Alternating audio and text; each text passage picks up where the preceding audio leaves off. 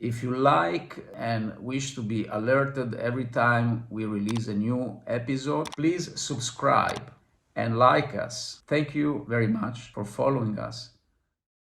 Good morning, everybody, and welcome to this new interview brought to you by the WSO, the World Sustainability Organization, deploying two major programs, Friend of the Sea and Friend of the Earth, for certification, conservation, and awareness over sustainability issues. Do not forget to subscribe to our channel for critical updates on sustainability issues and to like us if you appreciate the interview. Our special guest today is Mariasole Bianco. Welcome, Mariasole. Thank you very much. It's a pleasure. She has a Master on Protected Areas Management at the Australian James Cook University. She's co-founder and president of the environmental NGO Worldrise. She's also a member of the advisory board of WSO, and she's an active member of the IUCN and scientific consultant for the Italian #1 TV channel, RAI. You can find more details, more detailed info on her activities at mariasolebianco.com and mariasolebianco.it.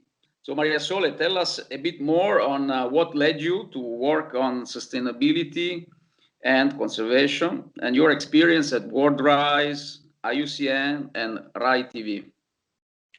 So I actually fell in love with the ocean when I was very young. I had the opportunity to spend 3 months of my summer in Sardinia, where I became actually the Little Mermaid, and also Mowgli, the two of them. And I can actually clearly recall those moments, and I know that they played a major role for what I am now, in influencing my career as an environmental conservationist. So I graduated in Genoa in marine environmental science. Management and conservation of the marine environment. And then I flew to Australia, where I did my Master of Applied Science in Protected Area Management. So I shift a little bit from the research part to the management part.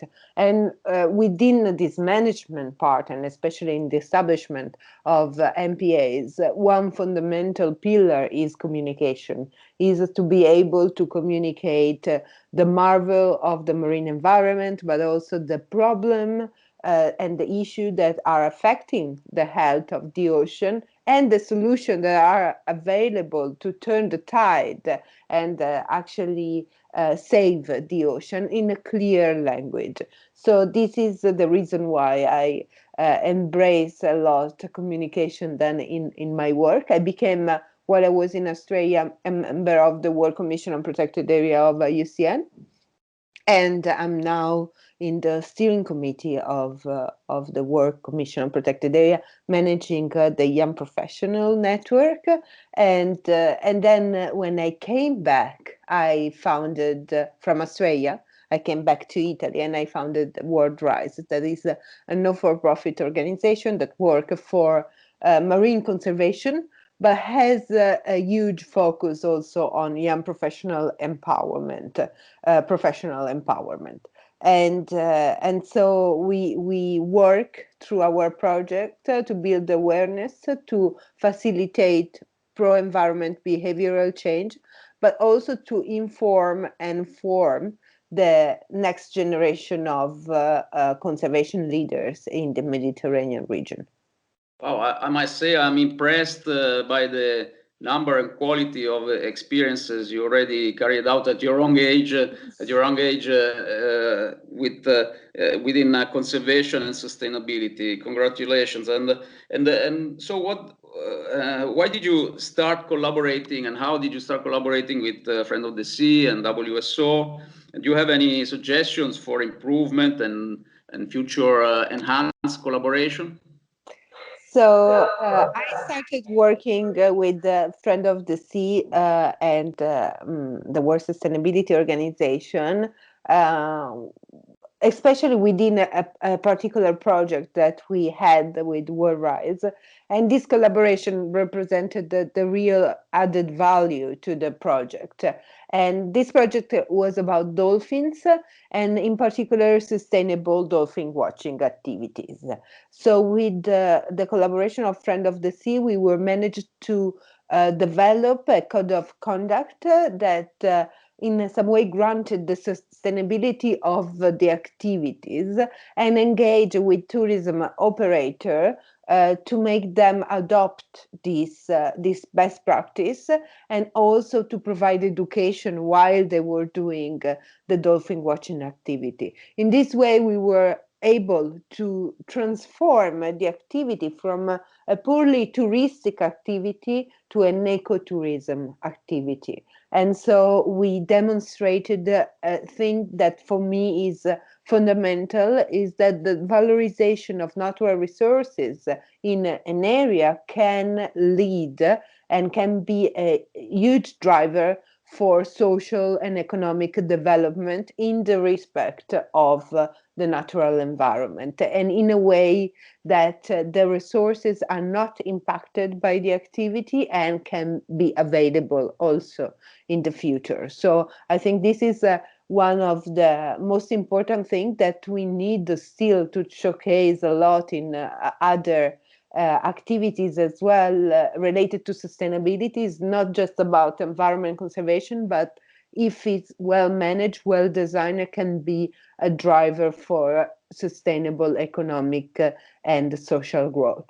So I think this is also what I believe that the World Sustainability Organization should bring and should work a lot to clearly state in every project how it has the environment component, but also the social and economic component, because they are all tied together in the word sustainability. And I'm lucky enough also to be in the board of the World Sustainability Organization and bring the NGO perspective and also ideas for environmental awareness within the organization.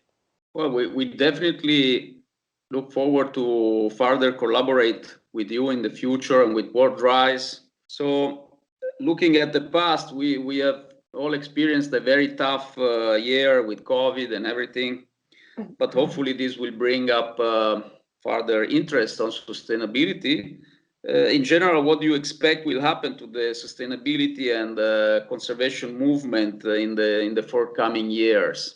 So I think that this period and this difficult moment that we all pass could be seen in a kind of, well, if there is a chance, positive way as a lesson learned. Because I think that the greatest lesson that we can learn from this time is the fact that as human, we are part of a complex ecosystem, and we are not above it. We need really to shift our anthropocentric approach to the natural environment, because if we don't acknowledge this and if we pretend to do whatever we want, we will pay consequences. And what we paid with the COVID is just a tiny fraction of what we can potentially experience with the impact of climate changes.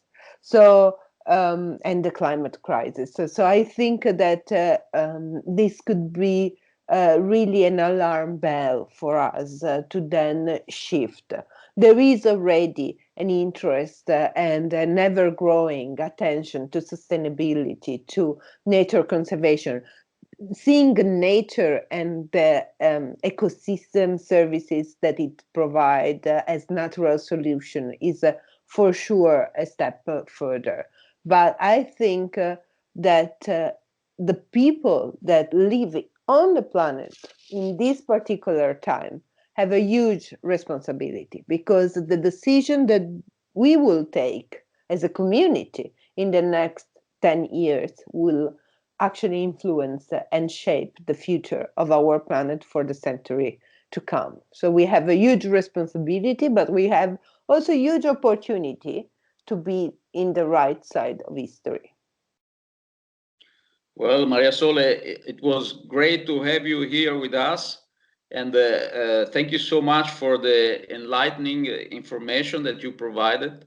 Keep us and keep up with the great work that you're doing. And for you guys that are watching us today, remember to go and look at Mariasole's website and Worldrise website for more information and support their activities. And don't forget to like this interview and subscribe to receive more critical updates on sustainability. Thank you very much, Mariasole. See you soon. Thank you.